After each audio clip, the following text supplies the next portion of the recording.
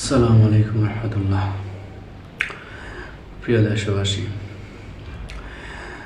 জামাত ইসলাম তারা কি আসলে একটি ইসলামী দল? যদি ইসলামী দল হয়ে থাকে তাহলে যে খুলনার এক আসনের কৃষ্ণনন্দী উনি নিজেই বলেছেন যে জামাত ইসলাম শুধু ইসলামী দল নয়, এটা হিন্দু, বৌদ্ধ, খ্রিস্টান সকলেরই দল।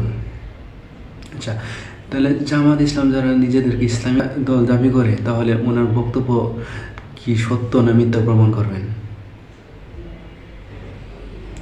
জামাত ইসলাম তাদের যে কার্যক্রম, যে চলাফেরা, তাদেরকে কোনোভাবেই ইসলামী দল মনে হয় না।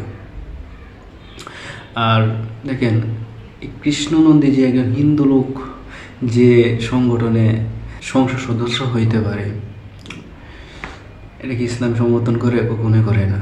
ইসলামের সমর্থনই করে না এগুলা, যে একটা হিন্দু কি ইসলামের প্রতিনিধি হবে, এটা আপনার সমর্থন করবে? কেউ করবে না। তো জামাত ইসলামে কি হতেছে? হিন্দু ব্যক্তি প্রতিনিধি হইতেছে।